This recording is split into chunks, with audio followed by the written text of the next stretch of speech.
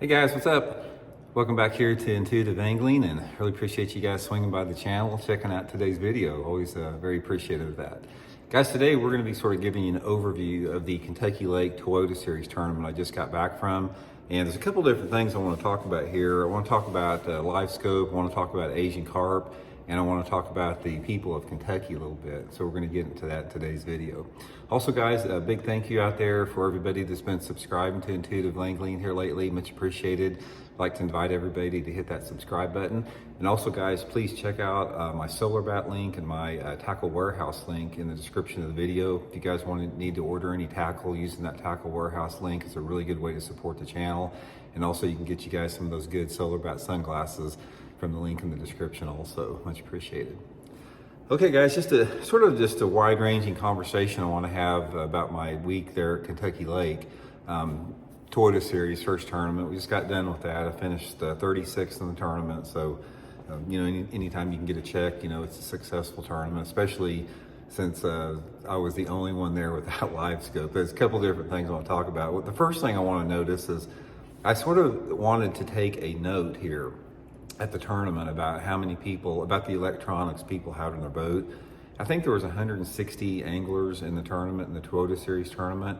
And I was really curious to see how many people had forward-facing sonar on the Toyota Series type tournaments. And guys, now there may have been somebody I didn't see, but every single boat that I saw, like when we launched the boat in the morning, you're sitting waiting for takeoff, and then you're coming into weigh-in. Every single boat that I saw had forward-facing sonar on it. Now, there's probably some like me out there that didn't. I didn't see them, but I was shocked at the number of 4-unit electronic units on everybody's boat out there. I mean, not just a few. Everybody out there had at least 2 on the console, 2 on the bow, and a lot of people had 3 on the bow. So I found that to be a remarkable change just from the past couple of years, because before in those Toyota Series tournaments up there, I saw about 75% of the people had them the last 2 or 3 years. Now everybody's got them except me out there. So, you know, I feel pretty good about making a check in the tournament, being the only non-LiveScoper out there. Another thing to talk about here is the Asian Carp, you know, situation there. You know, everybody knows what the Asian Carp, you know, have done to Kentucky Lake the last 5 or 6 years. Fisheries really went downhill, but there was a lot of good fish caught in this tournament, and there's a couple different reasons. I sort of want to get into my theory on this.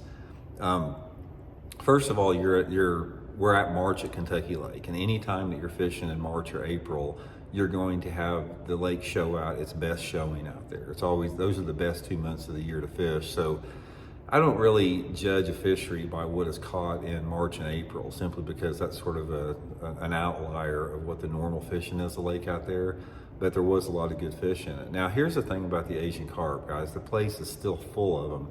I snagged, this will tell you how many Asian Carp are in the lake. During the course of the tournament, 2-day tournament and 2-day practice, I snagged 4 big Asian Carp just fishing, you know, with crankbaits and jerkbaits, that type of stuff. So if I snagged 4 Asian Carp just randomly fishing, you can imagine how many of them's down there. And you talk about hard fighters, when you get, those things are stout fish, man, they can pull. And I think here's the thing about the Asian Carp, here's sort of my opinion on it. Everybody says that the Asian Carp, invasive species, devastated the fishery, all that type of stuff. Fishing went downhill. In my opinion, here's what I think was part of the deal. Now, I know the Asian Carp did have an impact, but anyway, I think Kentucky Lake was sort of on a downswing even before the Asian Carp, simply because it got relentless tournament pressure and relentless fishing pressure. The place got absolutely hammered out there.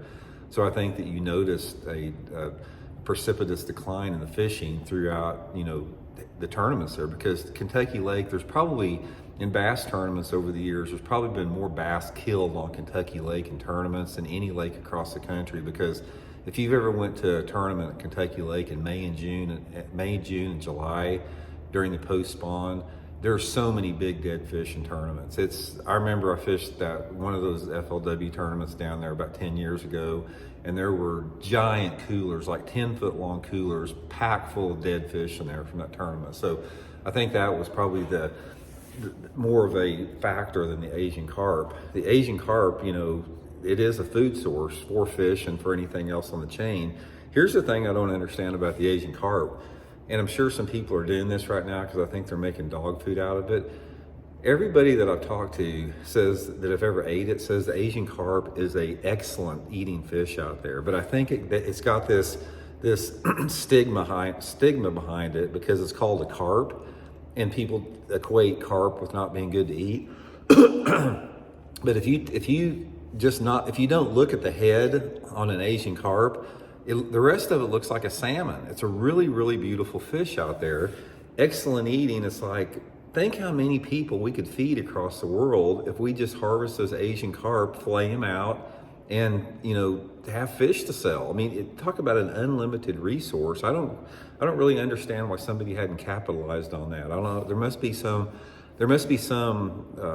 something in between when they catch them and the production of it and the shipping that makes it unfeasible. But it just seems like to me that you got this. It's almost like a fish hatchery where you'd raise salmon to eat or something like that. But if you could get people to try Asian carp to eat them, I mean, you could probably make the best out of a bad situation with that. So I'm no expert on that. I've heard different theories on there as far as the, you know, how much plankton and, you know, everything that the Asian carp feed on that has something to do with the food cycle and the balance of the chain. So there's probably biologists that know more than I do as far as how they affect the overall food chain. But I think one of the reasons that you've seen Kentucky Lake make a comeback the last couple of years is because not as many people were fishing the lake. The lake got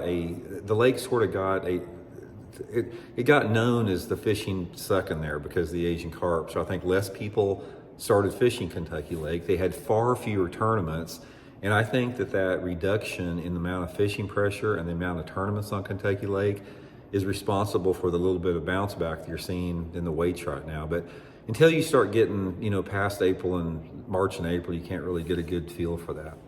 And finally, guys, the people of Kentucky here, I want to give everybody out there a big thank you, because at the weigh-in at this tournament, guys, the whole week I was down there at the ramps and at the weigh-in and launching the boat, I had so many people come up to me, introduce themselves, said that they watched the channel, they love what I'm doing with forward-facing sonar, and they showed a lot of support. Thank you very much. I was just overwhelmed with how many people actually came up to me and introduced themselves, you know, from Kentucky, around there, that lived around Kentucky Lake. So I just want everybody to know that thank you very much. If you're one of those people that came up and introduced yourself and said hi, thank you very much for doing that. So that's definitely grateful for that. Anyway, guys, just a few thoughts about Kentucky Lake there. Like I said, you know, pretty happy with the start considering, you know, bad practice, no LiveScope. So I'll take 36th place on that. So anyway, I hope you guys are doing well. We'll talk later.